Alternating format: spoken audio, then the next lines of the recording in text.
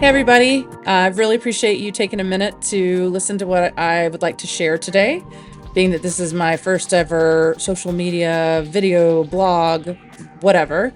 Um, for most of you that do know me, you know that I was in corporate America for 20 years. I was at IBM, Amazon Web Services, senior leader in user experience design, and I was married for 17 years. I have two beautiful daughters, and we pretty much had all the things that I had planned out for my life since I was a kid.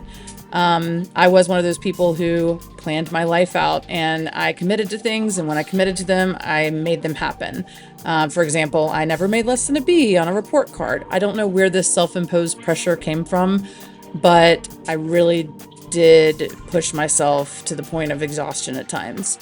My parents divorced when I was 11, and I felt like I'd had this kind of perfect childhood. We weren't rich, we were pretty much middle of the road, but there was love, and I was an only child till I was about 7, when my sister was born, and then 4 years later, my brother was born.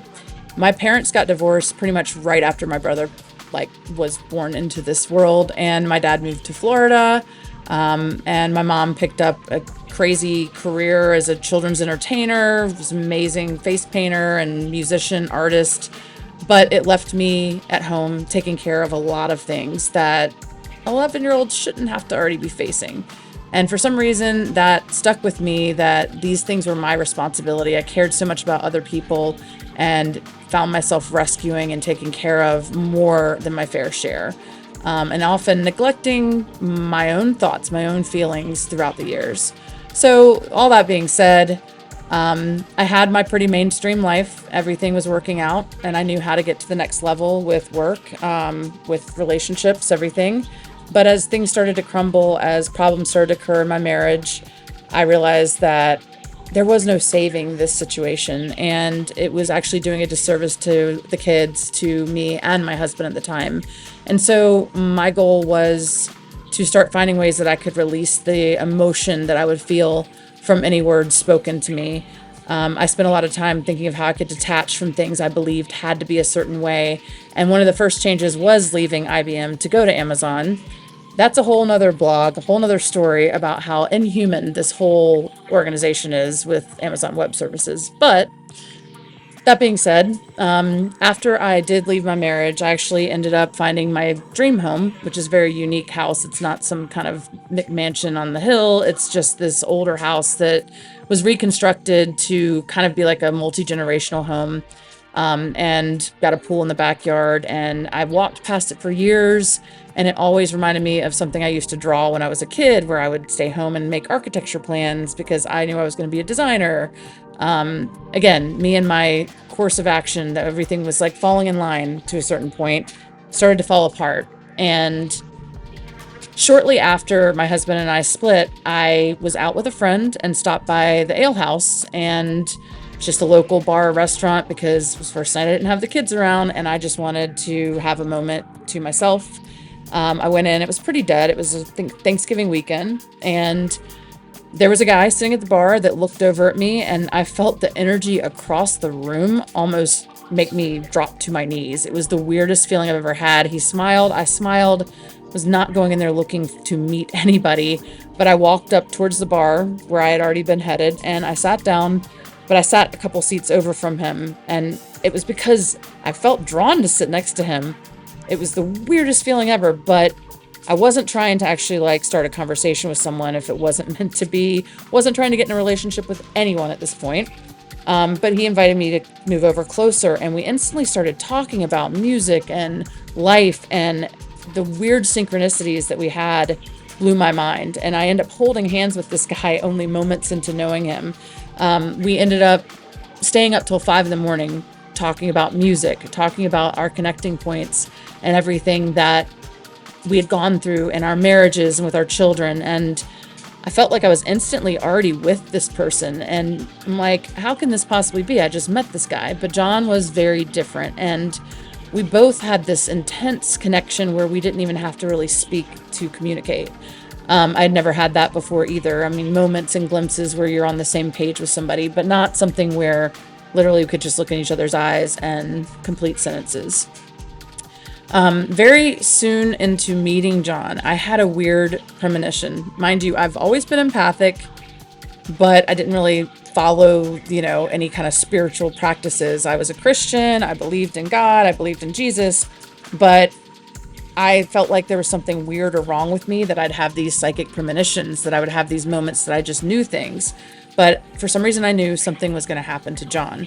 And I remember telling him that. I'm like, this is a weekend to knowing this amazing man. And I'm just thinking about how much of a gift it's been after everything that I have gone through in my life, that I've got this person that is just absolutely everything I could have journaled about, written about, dreamed about in terms of our interaction and mutual respect and love. And I'm sitting there hearing that he is real, but he's not going to be around long to enjoy it and learn from it. And I could not understand this message. And I did talk to him about it. And he actually said he had felt the same thing. And before he met me, he was actually at a place where he kind of almost felt like giving up because of things he had gone through. And so we would actually talk about, well, if something happens, then what? I got obsessed with his health, and I was making sure everything was okay. We got to check this out, because I thought whatever this message was, maybe there was something that I could do to stop it. John also acknowledged that we had some bigger purpose. He felt that very intensely. Again, this is the first empath to empath relationship I ever had, and it was absolutely mind-blowing at times how we aligned.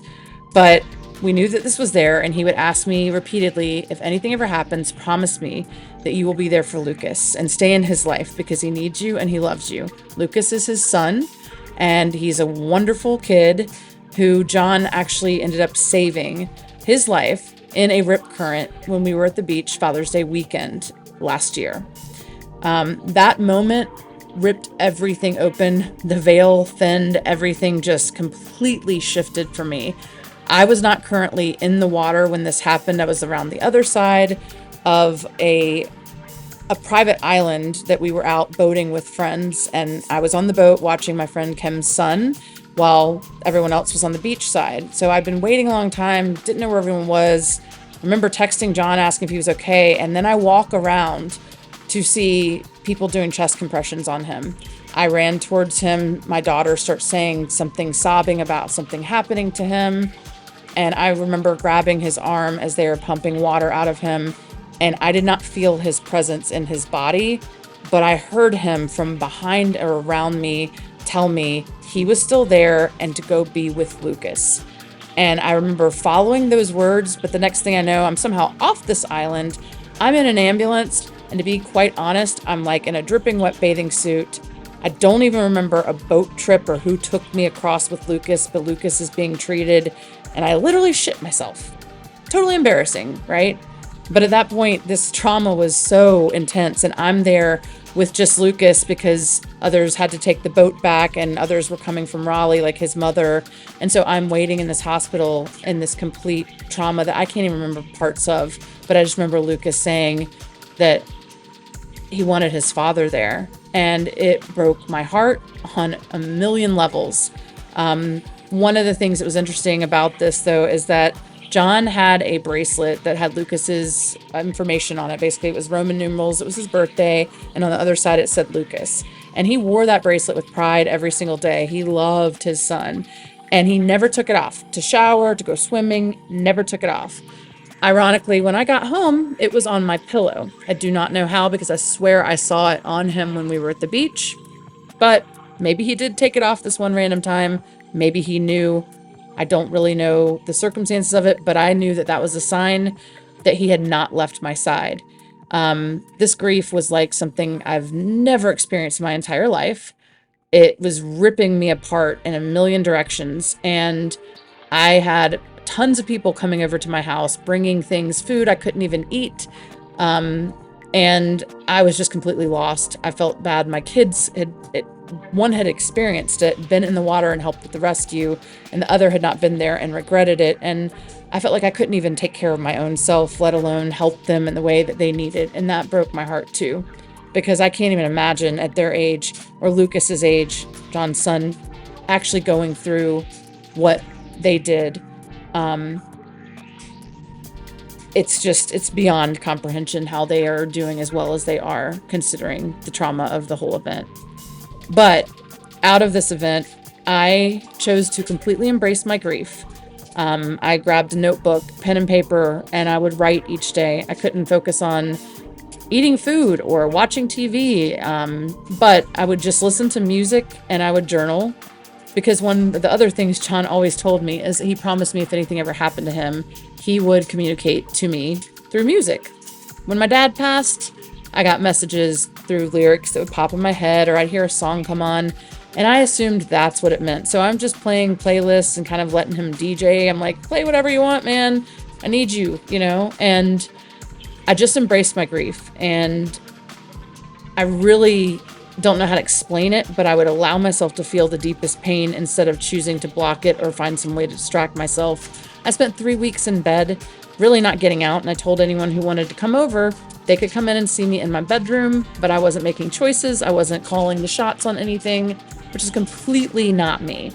I also ended up taking a leave of absence from Amazon, and I was reassured that that would help me with end of year reviews because, if I take the leave of absence versus coming in and not being productive or not being completely connected, makes sense, right? So that alone was weird for me to do because I am very much like OCD. I need to stay on things. I can't miss a day of school. I can't miss a day of work unless I have like a vacation plan. Even then, I'd pull out my computer. I was just obsessed with making sure I was caught up on everything.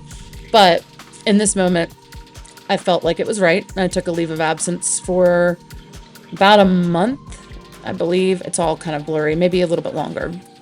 And during that time period, I really just embraced everything that life is. And I started to look into different resources.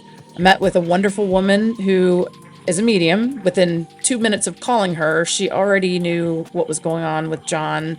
Very intuitive. And I met with her on 4th of July last year. So that's coming back up as my year marker for when I first felt that we had clarity on our purpose. Her name is Jeannie, and she shared some information with me about a bigger purpose that John and I had. At the time, things didn't make sense. Like most mediumship sessions or psychic things, there's puzzling aspects to the communication, and it's not always going to make sense right off the bat. However, if you go ahead and note those things that's in your own intuition or you get from an experience like that, later they do make sense. So I had a lot of notes from her. I had a recording from her, and it was a blessing just to have that experience. And she brought John through, and it was absolutely 100% John. There were things she knew that nobody could know, that just he and I knew. So long story short, I kept feeling John more present and feeling guided to just follow certain things. And so I had a video camera that was for outside security that had been charging that he had left in the house, and I put it in my bedroom. Well, that's where it started when I suddenly started to see orbs on all my recordings very clearly.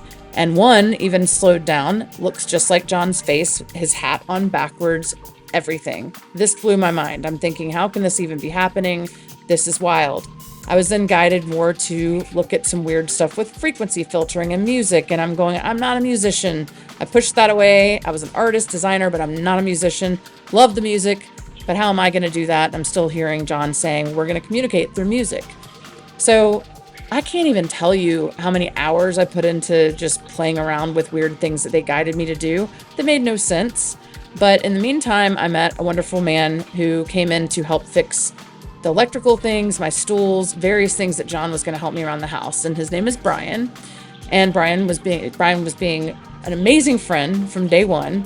He understood that this is all this was. We're just friends. And he understood me. He understood the spiritual side of this. And he believed in me having this connection to John. And honestly, I feel like I'm sorry. I probably drove him nuts talking about all this. But he was just a resilient and wonderful friend.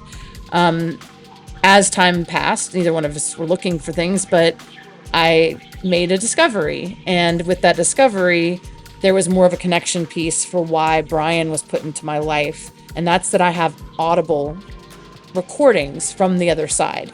Now, there are people who play around with EVP devices. There are people who have gone ghost hunting, but this is not what that is. I did do some early on tests in my research with an EVP device and filtering that. But what I've gathered is a whole different mechanism. And so over time, Brian and I would work on things together because he has an audio engineering background. He's a DJ. He's done all this stuff with music, but it would drive him nuts because the way I'm being guided to do this is completely upside down, backwards. You would not believe some of the things they've had me do. And he's looking at it going, you don't do that, you know? And I'm like, well, I'm glad that I didn't have experience because it might have blocked me from finding this discovery where everything is inverted, reversed, mirrored from what our reality is. So I have been able to take songs, take sounds, even water flowing, and I've been able to filter John's voice and other voices from those things using specific crazy frequency filtering. Before you think there's some easy way to get there, I'm gonna tell you, I put 3,000 hours in and it's still not 100% crisp. It's still not 100% clear, but there are very clear words. It is getting better. We are learning each day more and more. And now I'm on the cusp of trying to figure out how I share this amazing discovery and gift with the world. I'll tell you, one of the biggest things that it's helped me do is to actually embrace and understand and form a new type of relationship with John since he passed, and understand that our loved ones don't go away. And I've been able to connect with so many people that have really helped support me in this area that have had near-death experiences or have studied near-death experiences. There are people who have run coaching programs and really just like all over the place. I've been flooded by a bunch of people who came from corporate America, like me, or came from a very regular 9-to-5 like me, and now they've had this awakening and they've been shown their purpose and their gifts and they're following it. And I've been so inspired to go ahead and take a step forward and not care what the 10 of you that may be making fun of me right now have to say, because I know what I have and I know what I'm on the cusp of, and it is going to be something that can help many, many, many people. I have done several sessions so far and my beta testing where I brought through a lovely lady's daughter and created a custom song, her vocals and everything filtered into the song. I wasn't sure how this was going to work, but it appears now after 3 of these that the people that they were made for felt like they were having conversation with their loved ones the same way that I have felt with John. And the fact is we all hear things differently. And what we've done is basically focused on tuning this male and female vocal range, which is John's and Vanessa's, and getting it to a point where when blended with other music, they are able to bring through other people. You set intentions, and literally people have heard their late husband, their daughter, their son. And it's amazed me because I don't necessarily hear the same tones they do. But again, do any of us hear anything the same way? Do any of us see anything the same way? One of the things that has been puzzling is that the language of spirit is often like lyrics. It's broken up into small, encouraging, positive messages and guidance.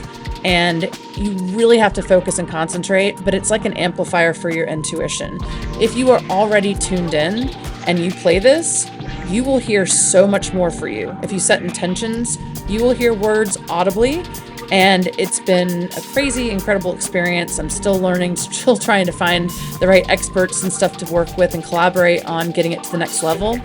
But today, I just committed myself to sharing a video each day and embracing who I am, what my story is, and how I am hoping to truly provide services that help anyone who is grieving, anyone who has someone on the other side that they'd like to connect with. I'm not your typical medium. I am not your typical social media influencer. Never will be. But I am committing to making videos so that I can get through to the people that need what I know that I can help provide. So I've got plenty more to share. But I'm starting here just as a, hey, this is who I am, this is what's going on, and just to kind of get some questions and answers going. So please feel free to reach out to me directly or comment in the feed below on anything that you're interested in understanding. I will also share my web link, my bio, in this thread for anyone who finds this. And I hope that you guys can find some interesting factors from everything that I've got posted on the website currently. I have not officially launched, but I am already providing some services informally, and my business is registered. So that's step one. Step two is me getting over this fear of talking on camera to myself, but I'm not really, because I actually can feel the energy of the people that this is going to help, and I'm really looking forward to connecting with more of you. So please feel free to reach out, and I will be back in touch tomorrow with some extra details around all this. Thank you for your time.